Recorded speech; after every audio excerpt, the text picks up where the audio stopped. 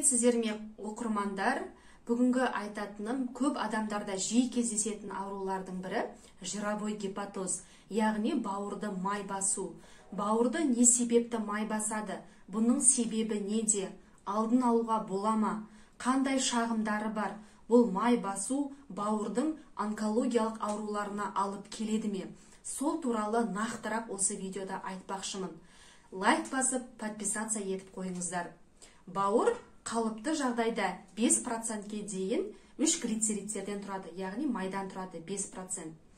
Ал миллиондаған гепатоциттерден тұрады. Бауырдың кереметтей бір қызметтерінің бірі бұл фильтрлік қызмет атқарады.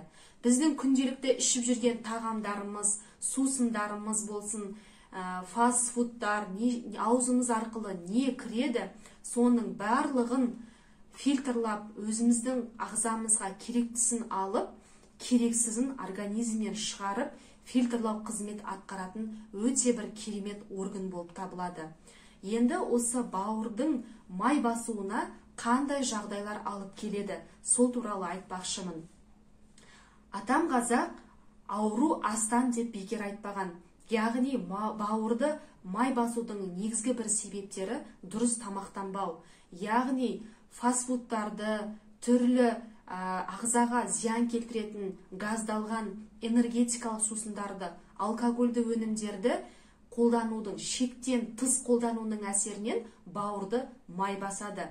Екінші бір себебі бей-берекет қолдана беретін дәрі-дәрмектердің әсерінен бауырды май басады. Үшінші бір себебі қан диабетімен ауыратын науқастарда көп жағдайда бауырды май басып жатады. Және де семіз, яғни артық салмағы бар адамдарда бауырды май басады. Және де салмағы үлкен, бірақ арықтаймын деп түрлі дәрі-дәрмектер ішіп, жедел арықтайтын адамдарда да бауырды май басу кездеседі. Бұл бауырды май басудың 3 кезеңі болады. Бірінші кезеңі стеатоз деп аталады. Бұл обратимый процесс, яғни жақсылап ем қолданатын болса, бірден бауыр өзінің қалпына келетін қасиетке ие. Екінші, бұл стеатогепатит деп айтады. Бұны күрделі емді қажет етеді. Егер де осы екінші сатысын дұрыс емдемейтін болсақ, бауыр фиброзданып, цирроз печень, яғни онкологияға айналып кетеді. Сол үшін міндетті түрде әрбір адам өзінің денсаулығына мұқият қарау керек. Кейбір жағдайда бұл бауыр өзі үндемей ауыратын орган болып табылады. Көп жағдайда естіген шығарсыз, бауырында онкологиялық ауру болыпты деген сияқты, бір 15-20 күннен кейін сондай бір асқынып келіп жатқан жағдайлар болып жатады. Себебі бауырда рецепторлар орналаспаған. Сол үшін бұл аурудың басталған білдірмейді. Аурудың бар екен сондай біле алмайтын жағдайлар болып тұрады. Енді осы бауырды қалай анықтаймыз? Жировой гепатоз бар екен біз қайдан білеміз? Бұл оң жақ қабырға астында дискомфорт болуы, бір сыздап ауырған сезімдер болады. Себебі бауырды май басқан кезде бұның көлемі ұлғайып, қабырғаның астына тиіп тұрады. Сол кезде дискомфорт болып, бір сыздап, басып ауырып тұрған сезімдер болады. Жүрек айну мүмкін, әлсіздік болуы мүмкін, түнде ұйқының қашуы болады.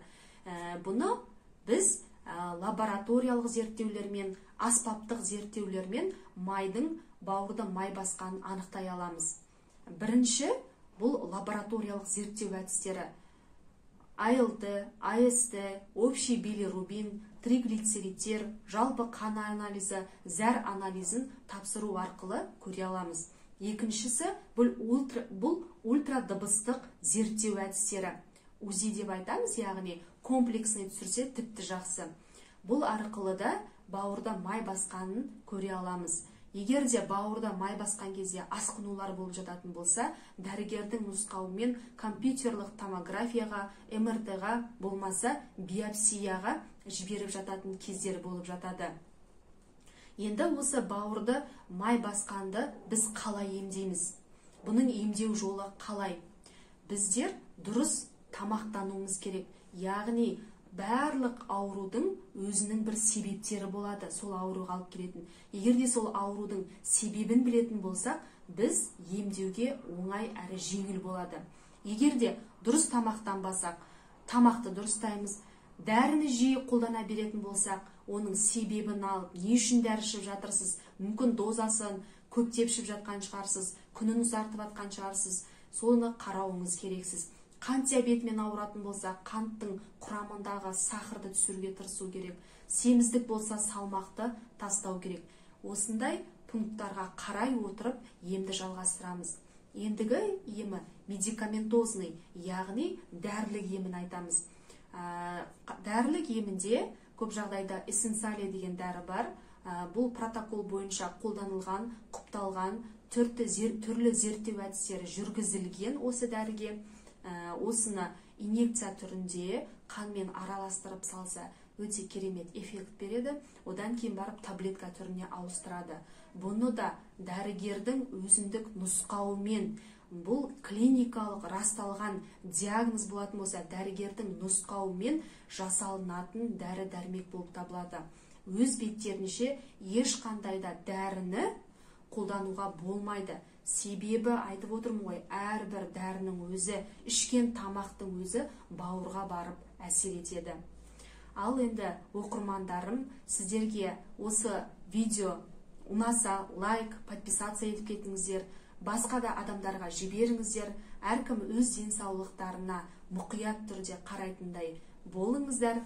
Ауырмайық, деніміз сау болсын, Алланың амандығында жүздесейік.